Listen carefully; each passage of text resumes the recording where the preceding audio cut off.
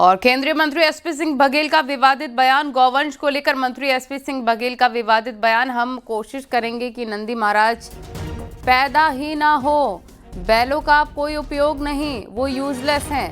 हालांकि बाद में मंत्री जी ने यू टर्न लेते हुए कहा कि 10% तो नंदी रहेंगे ही।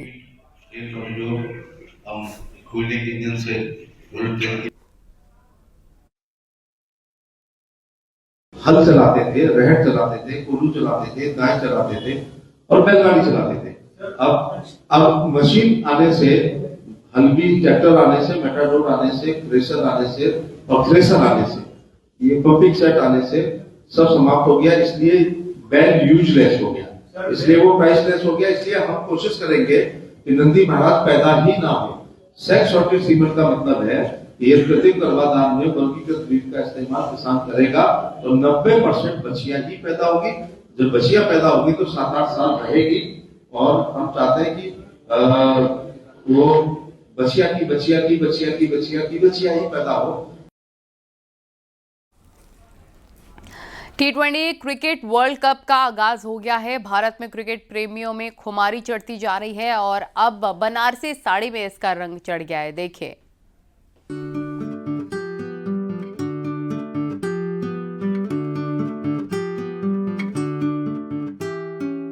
बनारसी साड़ी का अलग ही रुतबा है। ये साड़ियां बारीक बुने हुए रेशम से बनी होती हैं और इसके डिजाइन और नक्काशी की वजह से इसकी खास पहचान है। देश भर में बनारसी साड़ियों को लेकर दीवानगी देखी जाती है। भारत में इस वक्त T20 वर्ल्ड कप चल रहा है। ऐसे में क्रिकेट की पिच, बैट और बॉल का रोमांच भी बनारसी साड़ी में उतरता दिख रहा है। बनारस के बुनकरों ने T20 वर्ल्ड कप के जुनून को देखते हुए बनारसी साड़ी पर चांदी की जरी के जरिए खास वर्ल्ड कप की साड़ी तैयार की है, जिसमें भारत के पुरुष और महिला वर्ल्ड कप की ट्रॉफियों को उकेरा गया है। साथ ही T20 2026 की ट्रॉफी भी अंकित की गई है, क्योंकि सभी को विश्वास है कि वर्ल्ड कप तो देश में ही आएगा। एक साड़ी को बनाने में 18 से 19 दिन का समय लग रहा है और एक साड़ी की कीमत 25 से 30 हजार के बीच बताई जा रही है। वर्ल्ड कप साड़ी तैयार की जा रही है और इस तैयारी को पूरी तरह से जो यह पूरी साड़ी है यह रेशम की तैयार हो रही है। बनारस का जो एक प्रसिद्ध पारंपरिक जो कला होता है उस तरीके से इस साड़ी को तैयार किया जा रहा है। इस साड़ी में पूरा अब तक का वर्ल्ड कप का इतिहास है, जब जब इंडिया ने वर्ल्ड कप जीता है। तैयार होने के बाद कुछ इस तरीके से ये साड़ी दिखेगी। आप देख सकते हैं कि इसमें बाकायदा पूरा जो वर्ल्ड कप है, वनडे और T20 का दोनों की जो कप है उन कप की तस्वीर बनी हुई है। भारतीय क्रिकेट टीम, जिसे मैन इन ब्लू के नाम से जाना जाता है, उनकी जर्सी के रंग में हल्के नीले रंग की बनारसी सिल्क साड़ियां विशेष रूप से डिजाइन की गई हैं। हालांकि आम जनता को बिक्री के लिए ये नहीं है। छठा भी इस बार मतलब जीतने की एकदम पूरी उम्मीद है। तो क्या ये साड़ी गिफ्ट करेंगे आप? जी हाँ, उसी पर्पज से ही बनाया गया है कि हमारी टीम जीतेगी और हम सारे क्रिकेटर्स को एक साड़ी गिफ्ट अपने खर्च से। जी हाँ। कारीगरों ने पहले भी वर्ल्ड कप के आयोजन पर टीम इंडिया के लिए अपने हुनर से बनारसी साड़ी तैयार की है। जहां एक तरफ वर्ल्ड कप का फीवर शुरू हो गया है तो वहीं बनारसी साड़ी में भी इसका रंग चढ़ गया है। वाराणसी से रवि पांडे के साथ bureau report, news 18 UP Uttarakhand.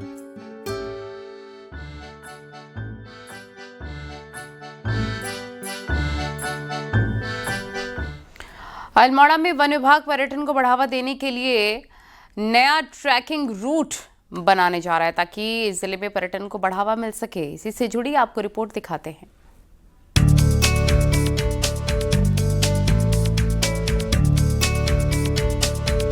पहाड़ में साल दर साल पर्यटकों की संख्या में इजाफा हो रहा है, जिसे देखते हुए वन विभाग ने मुहान में सफारी शुरू की, जिससे लाखों की आमदनी हुई।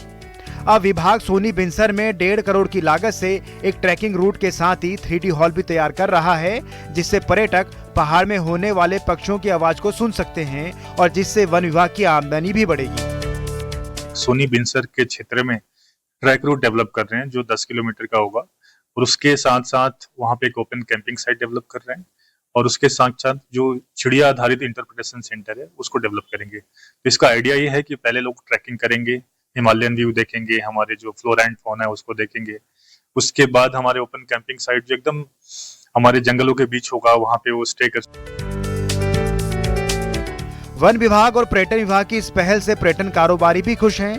पहाड़ में आकर पर्यटक कई दिन बिता सकते हैं। उसके लिए अलग अलग जगहों पर अलग अलग गतिविधियां विभाग द्वारा की जा रही हैं।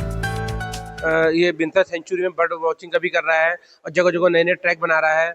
और हमारा भी कोसी बराज है, इसमें नौकायन और बोटिंग का भी और पैराग्लाइडिंग का भी, ये सब चीजें वहाँ बनाई जा रही हैं। विभागों की इन पहल से पहाड़ में पर्यटकों की संख्या बढ़ेगी, जिससे स्थानीय स्तर पर ही बेरोजगारों को रोजगार मिलेगा और रोजगार की तलाश में युवाओं को मैदान के लिए पलायन नहीं करना पड़ेगा।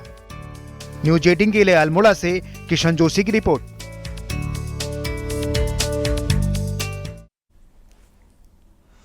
पहाड़ों पर पर्यटन का तेजी से विस्तार हुआ और पर्यटक भी भारी संख्या में यहां का रुख कर रहे हैं, लेकिन कई जगह सड़कें खस्ता हाल होने की वजह से दिक्कतों का सामना भी करना पड़ रहा है। देखिए।